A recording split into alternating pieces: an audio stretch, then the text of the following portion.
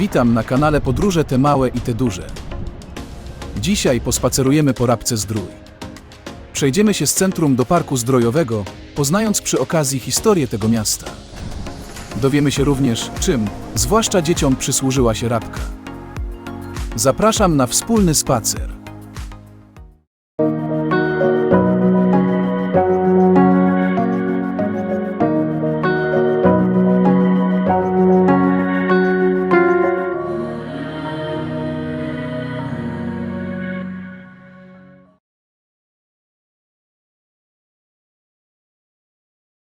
Rabka Zdrój, albo inaczej Rabka, to miasto w województwie małopolskim, w powiecie nowotarskim.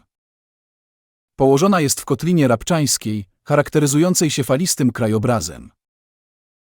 Występuje tutaj kilka ostańcowych wzniesień typu wyspowego, jak Grzebień, Zbójecka Góra czy Bania.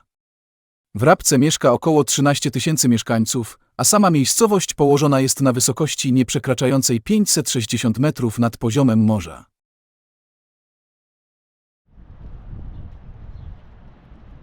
Spacer rozpoczynamy od okolic dworca PKP, zlokalizowanego w centrum miasta, przy rondzie.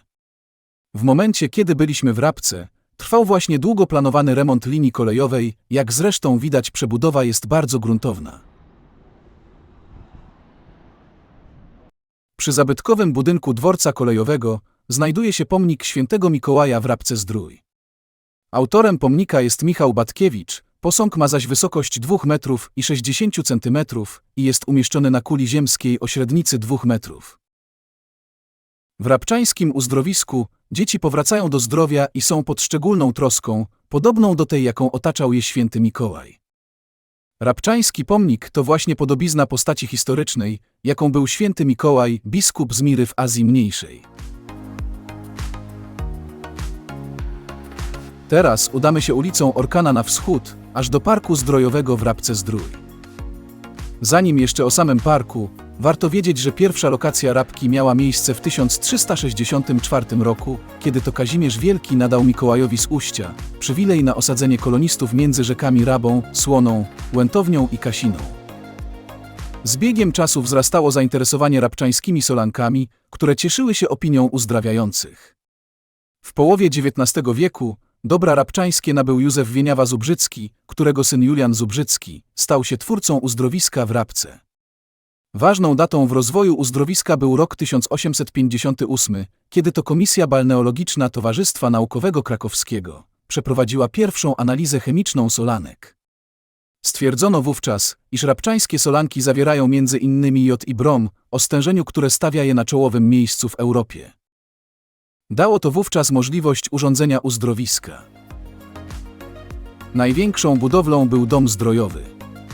Wcześniej wspomniany Julian Zubrzycki przekazał parcelę pod budowę kolonii dla dzieci skrofulicznych, zapoczątkowało to specjalizację Rabki jako uzdrowiska dziecięcego. Rabka zyskała sławę międzynarodową jako uzdrowisko dziecięce, świadczyła o tym liczba kuracjuszy, przekraczająca w roku 1939 30 000. W latach II wojny światowej uzdrowisko w Rabce było nieczynne, źródła zostały zanieczyszczone, aparatura zniszczona lub wywieziona do Niemiec. W pensjonatach przebywali ranni żołnierze niemieccy, a na koloniach i kwarantannach przebywały dzieci oficerów niemieckich.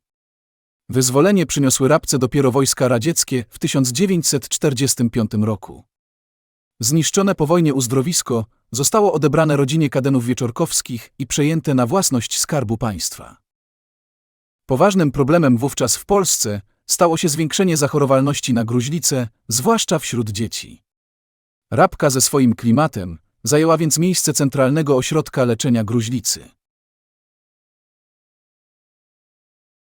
Mając na uwadze dynamiczny rozwój oraz podejmowanie działań, które przyczyniały się do rozkwitu miejscowości, w dniu 21 września 1953 roku nadano Rabce prawa miejskie, a następnie z dniem 1 stycznia 1967 roku przyznano jej status uzdrowiska. Wspomnieć również należy, że Rabka otrzymała nadany przez kapitułę Orderu Uśmiechu, UNESCO i wojewodę nowosądeckiego tytuł Miasto Dzieci Świata. Zresztą nawet herb miasta nawiązuje do charakteru miasta i jego misji. Przedstawia on połowę słońca i połowę uśmiechniętej twarzy dziecka, co odnosi się do wieloletniej pracy z dziećmi i na ich rzecz. W roku 1999 nazwa Rabka została zaś zmieniona na Rabka-Zdrój, która szczególnie podkreśla uzdrowiskowy charakter miejscowości.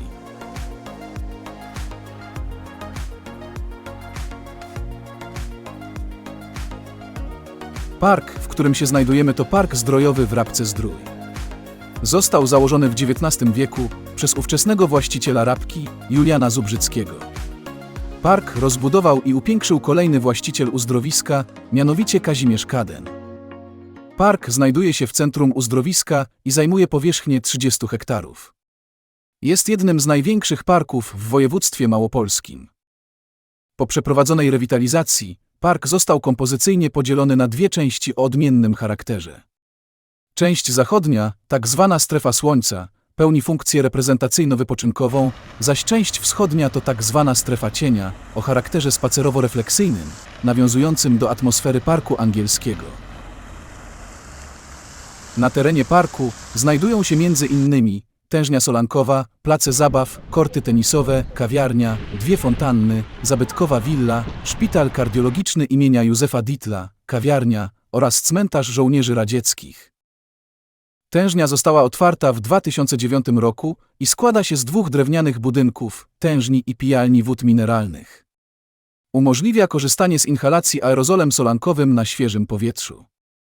Inhalacje solankowe są zresztą polecane osobom cierpiącym z powodu stanów zapalnych układu oddechowego, alergii, a także ogólnego zmęczenia i wyczerpania po poważnych chorobach. Środek tężni to kolumna wypełniona gałązkami tarniny. Z odwiertu Helena solanka jest transportowana na szczyt kolumny, tam opada i rozpryskuje się na gałęziach, dzięki temu tworzy się przyjazny mikroklimat.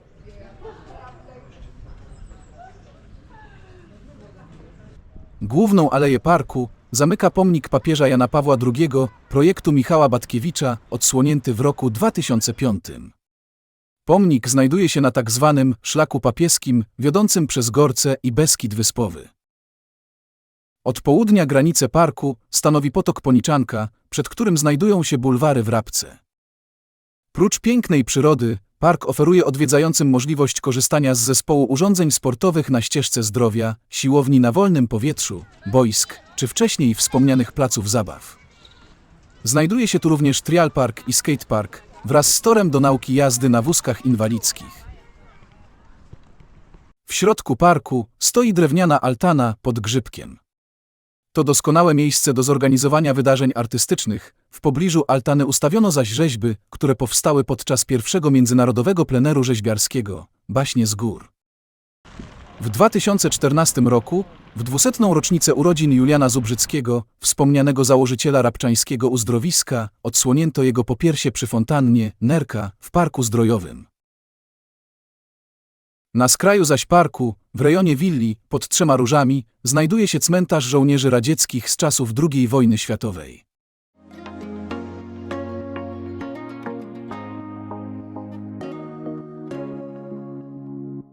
Jeśli chodzi o roślinność parku, to początkowo w parku dominowały przede wszystkim drzewa charakterystyczne dla flory górskiej, to jest sosny, buki i modrzewie.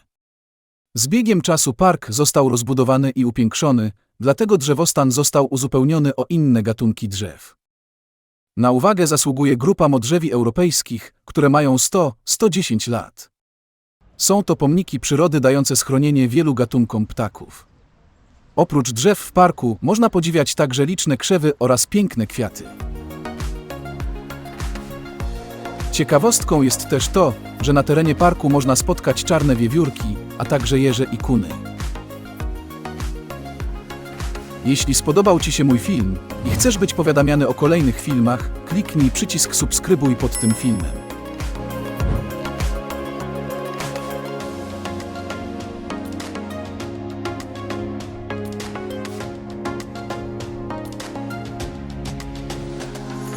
Dziękuję za wspólny spacer i do następnego filmu.